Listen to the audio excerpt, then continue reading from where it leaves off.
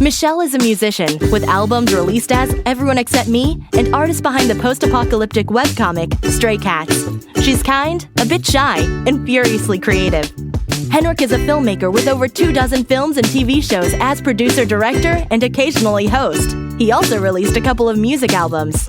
He's bombastic, larger than life, and tenacious almost to a fault. Together, they've been best friends for a decade. This show is awkward. So, Michelle. Yeah. I'm kind of a big deal. I don't know if you knew this, but yesterday I got a notice that a class action lawsuit I was a part of has come to settlement. Yay. And it was against Google Plus back when that was a thing. Mm-hmm. Because I guess something happened with their profiles. I don't know. I should know. When I signed up for it 2 years ago, I probably also didn't know. But I became a part of this litigation, and I got a notice yesterday in my PayPal account. Oh. It said, "This is your settlement payment as a class member in the Google Plus profile litigation held in the United States District Court of the Northern District of California, San Jose Division. This settlement payment has been calculated in accordance with the terms of the settlement agreement and order granting final approval of class settlement, awarding reasonable attorney's fees, costs and service awards, and entering final judgment, which are located on the settlement website. If you have any questions, email this and this and this. $2.15 is mine." Wow. Think of how many people had to be in that lawsuit for you to get $2.15. Well, and so that's a catch-22, because think about how hard it would have been to win if it hadn't had a lot of people in the class action. $2.15. This is not the best payout I've ever gotten. I got almost $6 for joining the class action lawsuit against Red Bull over the gives you wings. That was like $6. There was a lawsuit about that? Yeah, it doesn't actually give you wings. They just said it. So but I wasn't involved and I didn't know it didn't give you wings. Well, unfortunately that boat has sailed. But I remember getting a paper check in the mail. Wow. From the Red Bull court. So, and I forget what the other class action lawsuit was, but I've joined a few. When they contact me and say, "Hey, do you want to join this class action lawsuit?" I'm like, "Yas, I want $2.15, but it's money for nothing and the chicks for free, everybody." So I win. But I wanted to start this week out because I know not a lot's happened for us to talk about. So I want to start this week out with a big win for one of us, which is I won my lawsuit. So sort of my lawsuit, my class action lawsuit. So $2.15 already in my PayPal account, baby. Whoop-bam, whoop-bam, whoop-bam. Also, what happened with your test? Oh, I don't know. I don't remember. No, people were listening last week, and they care. They care. No, they don't. Yes, they do. So what happened? You set it up. So you took, which test was it again? I took the National Home Inspector exam. Right. And yeah. And I had to drive an hour to get there because that was the one that had the most availability that worked within my schedule. Okay. And then I went there and I was scared because it was run by a bear? Because there were people and they seemed nice, but also confused. And then I took the test and then they were really surprised that I passed. You passed! Yeah. Guys, Michelle passed. And I wanted to make sure that we take a moment to celebrate that. I was so excited when I got the text from you that literally said, "Fuck you, I passed." Was literally what the text said. So congratulations, Michelle. You are one step closer to becoming a home inspector. Yeah. I mean, you're most steps for becoming a home inspector. Mm-hmm. So what's next for Michelle? In life or in the home inspector thing or whatever? I feel like both are somewhat tied together. Oh, I just gotta, I'm waiting for I don't know if I've got to look at the paperwork for New Jersey, but I'm probably waiting for my certificate from my school saying that I did everything I was supposed to do. But I'm going to check because I might not even need that. New Jersey might just go like, oh, totally. Yeah. You don't need to show me proof. Yeah, we don't care. But so I got to submit paperwork to New Jersey so that they can, I guess, give me a license. And then I just have to keep trying to figure out how many do I need more than one DBA? What's happening? Yeah, How that's come? that's so confusing. So I don't know what's going on. I got an employer identification number for some reason. Well, you said that was really easy to do too. It was the easiest thing ever, and it didn't cost me any money. Wow, that It makes was me just think it's like- valueless. Yeah. Well, not really. I mean, for me, it's valueless, but for some businesses, it's probably important. But yeah, it was like, it took me like 10 minutes online, and then they were like, okay, here you go. And they just sent me a form saying like, this is your number. So Here you go. Well, and then I mean, they said they'll never give me the form again if I lose it. So like, Oh, wow. I better not lose it. Yeah. yeah, well, good, I think. So now the big debate is, it looks like you've decided against, at least for the time being, LLC. Mm-hmm. Yeah. So now you're looking into doing a DBA or a trade name or a fictitious entity name, depending on the state you're in. Yeah. Preface, not a lawyer. Neither is Michelle. We are not giving any legal advice whatsoever. In fact, if anything, we're just going to talk about how we don't really fucking know what to do in this next portion of the program. But I just need it. You have to say that, like, none of this is legal advice. If you take this as legal advice and ruins your life, you got what was coming to you. So,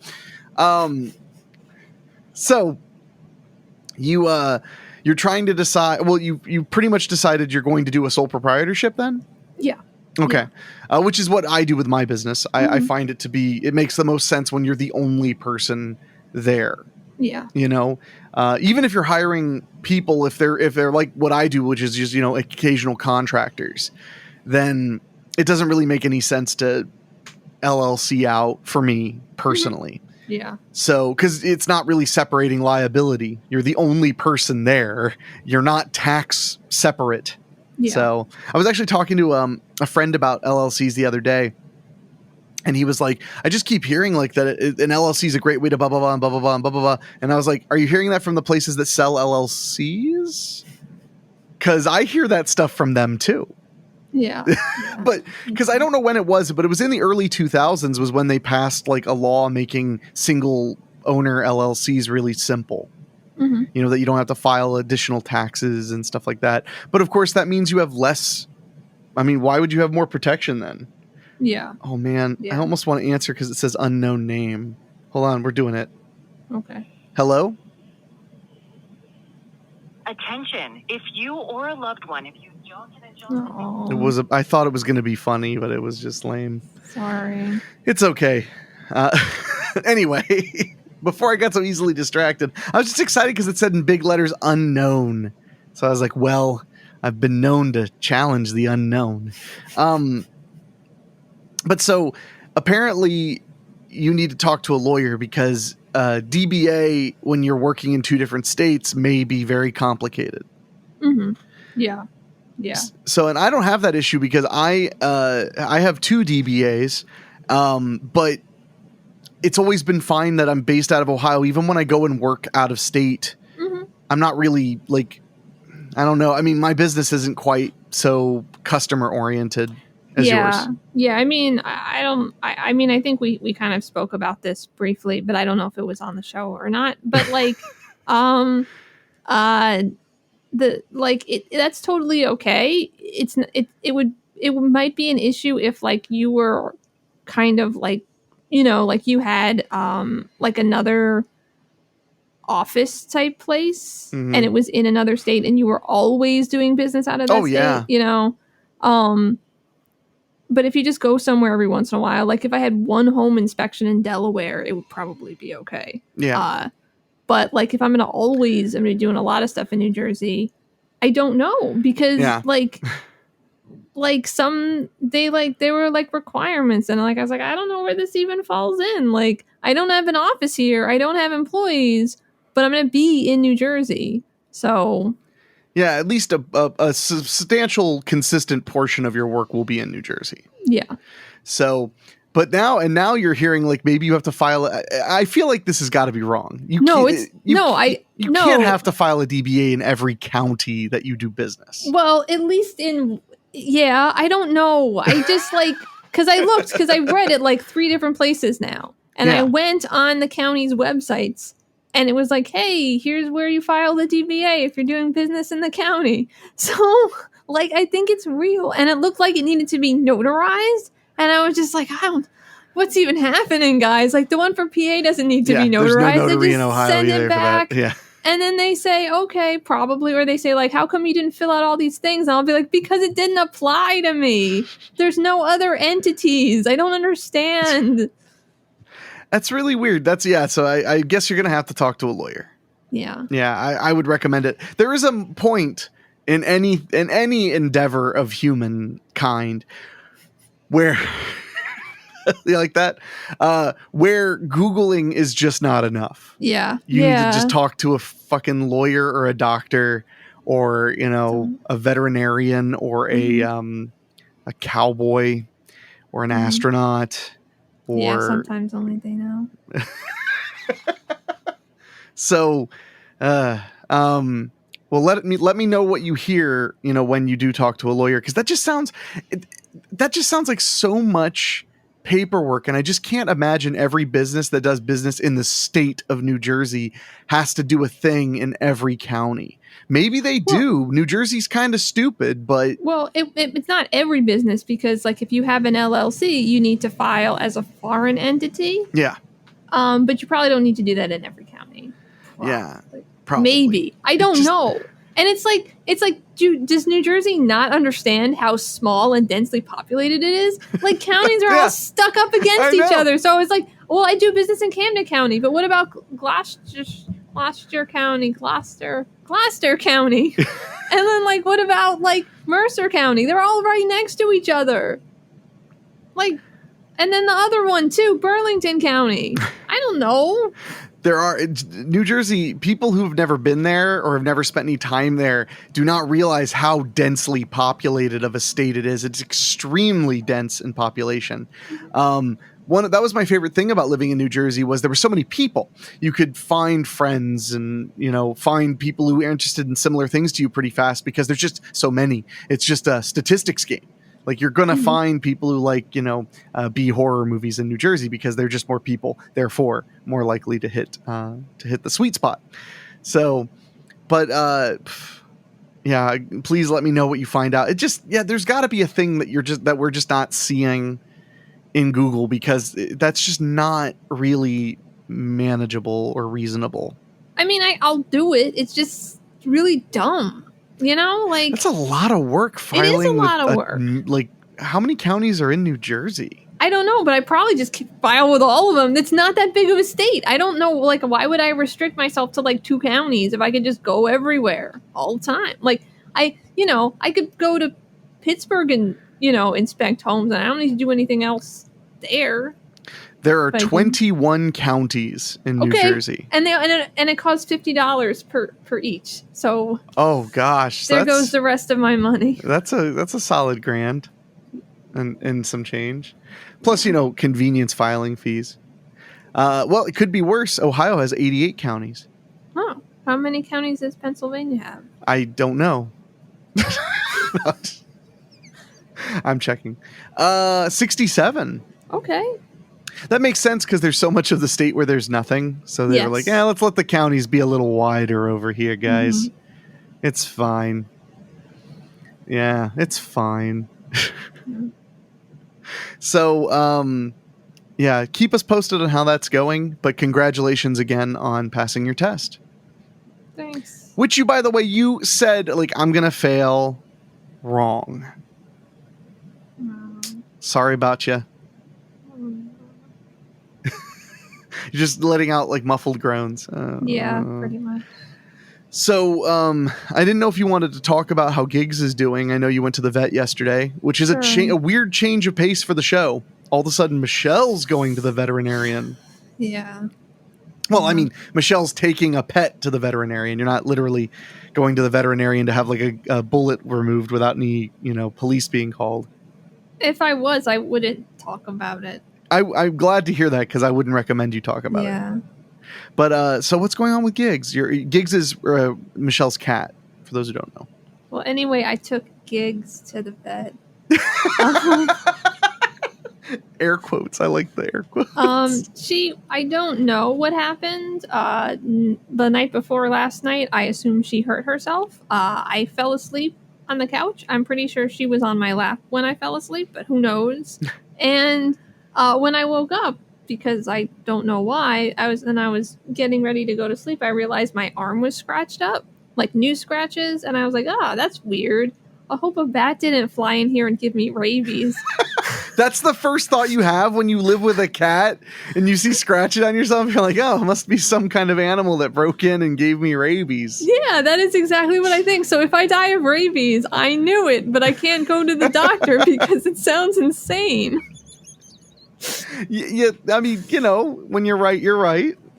So... Has a bat broken into your house before? No, but what if it does? Oh my God. We're all very worried about you, Michelle. This isn't actually a podcast. This is an intervention. Oh, damn it. I know, you fell for it again. So you have all of these initially unexplained marks on your arm, which I just have to say again, and you live with a cat. You're aware that you live with a cat. I know, but I didn't feel it happen unless that's what woke me up, which is possible. I didn't even realize until I got up and I was scratching my arm and I looked down and I was like, oh, I've got some scratches. But so you didn't think it was Gigs because you didn't feel it happen. So you don't feel when bats do that to you? Maybe. I don't know. I've never been bitten by a bat before until now. Allegedly, potentially. So you have all these scratches on your arm that you notice when you've woken up. Yeah, and Gigs was gone. Like, she wasn't downstairs anymore. And usually she doesn't go upstairs until sometime after I go upstairs. So I was like, okay. And then she was upstairs, and I was like, all right, I guess, whatever. And I went to sleep, and then in the morning, she didn't come downstairs. And she always comes downstairs because she eats and stuff. And she didn't come down, and I was like, what are you doing? And she didn't come down. So eventually she came down, but then she went on the coffee table, which is weird. And I was like, but I gotta feed you. And she didn't come in. So I was like, look, it's your food. Because sometimes she doesn't understand when I'm saying, dinner. Like, so I like showed her her food and she was like, oh, that's exciting. But then she didn't come. So I lifted her up and brought her in the kitchen. And then she ate, but then she started limping. Oh. So I don't know what happened. I just know she was limping, and then I went to work, and then I left work, and then I went to the vet. So did you go to work, but then you were like, I can't wait. Like, I have to take her to the vet now, or had you already called the vet and then went to work, or? So my vet on Tuesday, my vet doesn't open until 10 a.m. Oh, yeah. So I just was at work because I start work at 7 a.m. So I was at work until 10, and then I called them, and then they called me back and said, you can just bring her in now. So I left. Poor Gigs. So and they gave Gigs some real good drugs. Yeah, they gave her something that she's actually definitely supposed to take, which is like a pain and anti-inflammatory pill. But then they also gave her some like morphine. Which I don't know. I mean, I gave her a little bit today because it's in like a little eyedropper thing. Oh, it's a squeezy thing? Yeah, it's like when you have you can't see my hands. When you have like a syringe but it doesn't have a needle, so it just squeezes out liquid. That's a syringe. Yeah. Okay, a syringe. Yeah. It's in a syringe and you're just supposed to squirt it on her gums. Oh, okay. But she didn't want it. Is it like liver flavored morphine? I don't think it's flavored. Salmon flavored morphine. Didn't seem to like it. Well, until it hit her bloodstream, then she was like reading Kierkegaard and like talking about the bourgeoisie. She hasn't moved since I gave it to her. That's some serious dope. but I didn't give her as much as I was supposed to because I just like I remember what it feels like, and I don't want her to feel like that. I don't want her to think like I feed her a thing and then it makes her feel bad. I doubt she's feeling bad. She's probably feeling a relief from her pain. Well, the other thing is pain medication too. So yeah, but it's not morphine. I don't know. I worry. I want her to be okay. So. Oh, I understand very, very well. So I'm sure Gigs is going to be all right. She just needs a couple of days to heal. And I really do think that she probably just hurt her leg doing cat stuff, because cats do cat stuff. They jump around, they run around, and sometimes you just strain a part of your body. Yeah, I guess. But what if the bat scratched me and then it like hurt her? It like grabbed her leg and like pulled it. Like Gigs was fighting the bat off. She was like, "Leave my owner alone." Yeah, and it was like really mean, muscly bat. Yeah, and the bat was like, "Back off, cat." This is getting a little weird. I don't understand why you keep coming back to a bat. Did you have some kind of experience with a bat that keeps them on your mind? Or? No, I like bats a lot, but I'm afraid that they have rabies. Top 5 things you like about bats. Rabies.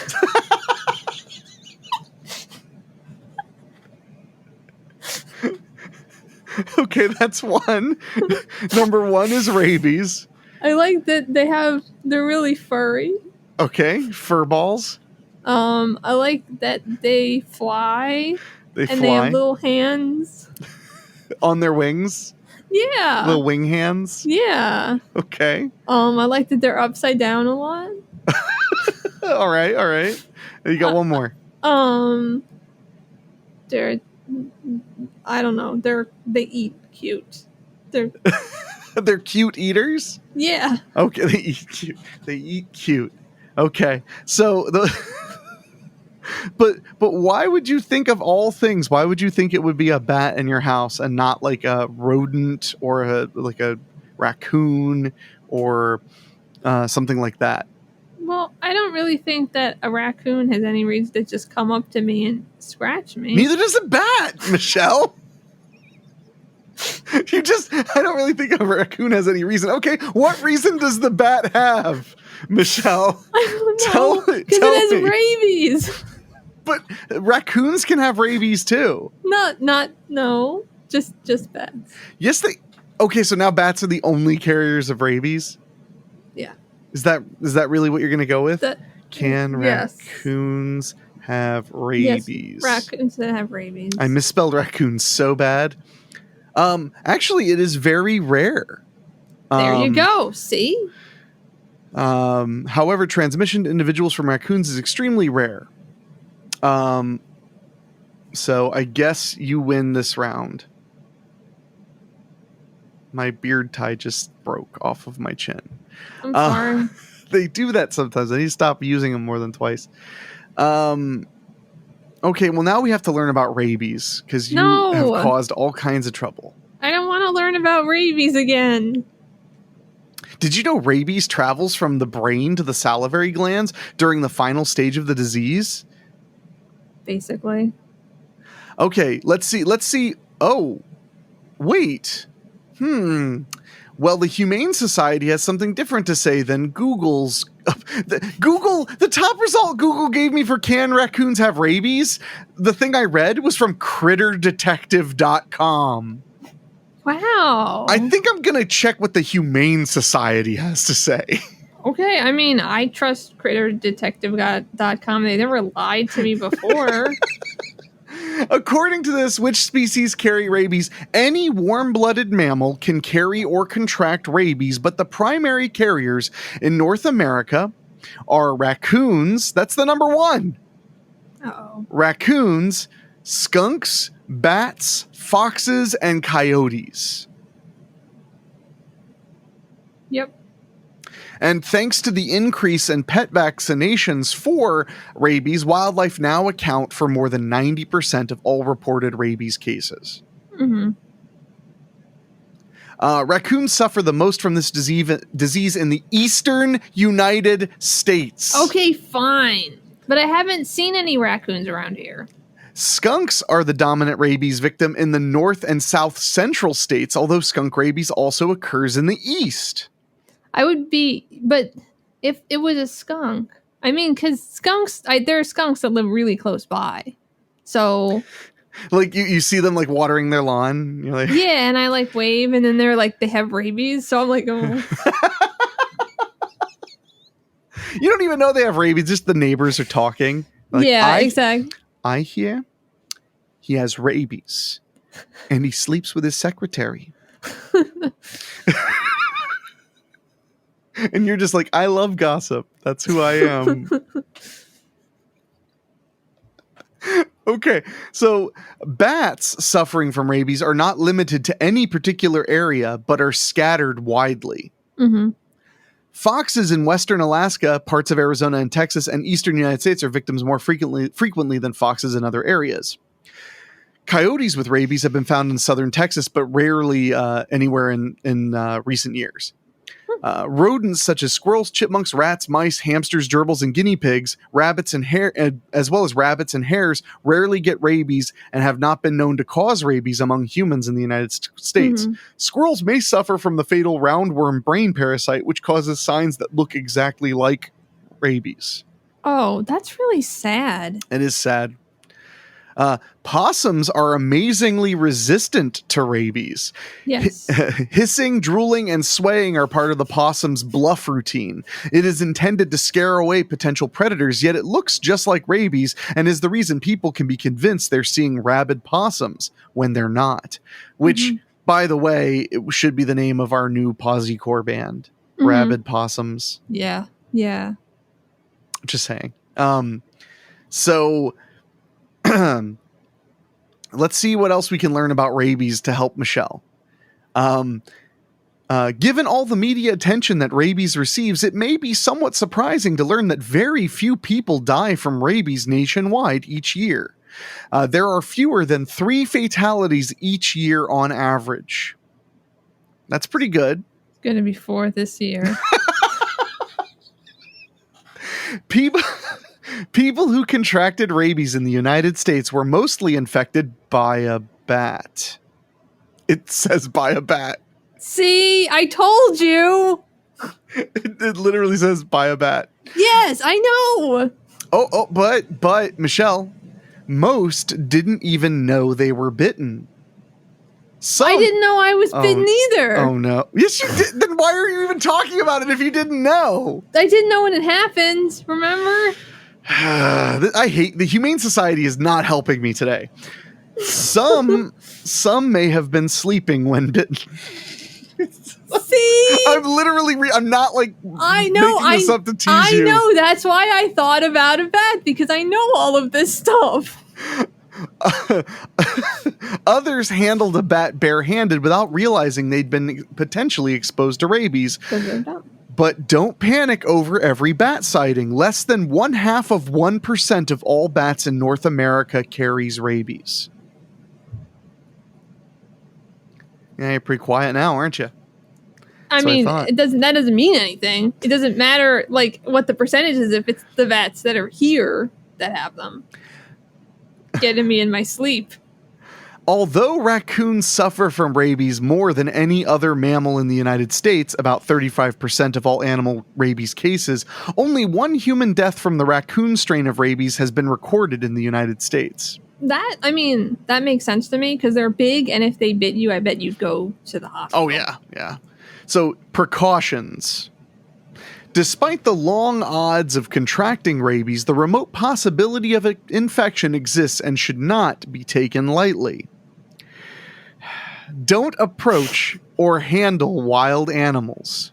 Aww. Vaccinate your pets, both cats and dogs, and any free-roaming cats under your care. If you see a wild animal who may be sick, contact your local animal control, veterinarian, or wildlife rehabilitator for help. Don't handle sick wildlife! At an exclamation point. If anyone is bitten by any wild animal, get medical advice from a doctor or health department immediately. If your pet is bitten by any wild animal, get medical advice from your veterinarian immediately.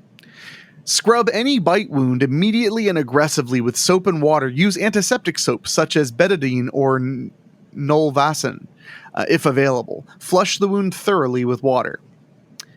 If anyone is bitten by a potentially rabid animal, scrub and flush the wound, then go to your doctor or an emergency room. If possible, the animal should be captured and tested for rabies. Unless you can do it without risking further bites, leave this task to animal control professionals. Yeah, that's the way it's like, you just said don't handle wild animals. Now you're like, catch it. Catch the damn thing. If you find a bat in a room where someone was sleeping or where children might have had contact with them, the National Centers for Disease Control and Prevention recommends that you assume the bat has bitten the sleeper or children and take a step for a known bite. CDC suspects that adults may overlook and children may underreport the bites of tiny bat teeth. Have you seen a bat? No. Ever? Yes, but not any time in the past. I never saw at that them. house. No. Okay. Also, these look like cat scratches. Yeah, they. Timely treatment after a bite or other exposure is 100% effective. The very few people who die from rabies are those who don't get timely treatment. Like me. World Rabies Day. Since its launch in 2007, World Rabies Day has helped educate over 200 million people and vaccinate millions of dogs through events in 150 countries. Globally, World Rabies Day is important because most deaths from rabies occur in countries with inadequate public health resources and limited access to preventative treatment. Since 1982, the World Health Organization has recommended vaccination rather than removal of free-roaming dogs to control rabies. So, I just want to mention that's it for the Humane Society's thing about understanding rabies. It didn't say when World Rabies Day is. Oh. There's no date. It just said since 2007. So now I got to Google Okay, Tuesday. It's coming right up. Tuesday, September 28th is World Rabies Day. I can't wait to celebrate that at work. I know, right? So, Michelle, you probably were not bitten by a bat. Okay. Maybe. Do you wish you were bitten by a bat? Do you wish you could hang out with bats? Well, I mean, yeah, but no at the same time because they're all diseased. But besides that, it's a little messed up. Hey, they're really resistant to diseases, but they carry a lot of them. So. What you mean to say is, like, I don't like bats. It's just the way I was raised. Is that what you're getting at? I feel like that's what I said was, it's not that I don't like all bats, but all of the bats that I know happen to be bad. But it's not like I'm racist or speciesist, but it just seems like they're all bad though. Why are they all bad? It's just where I grew up. All the bats I knew were not very good. Yeah. Thanks for listening. You can email us at thisshowIsAwkward@gmail.com or go to awkwardshow.com or whatever. See you next time.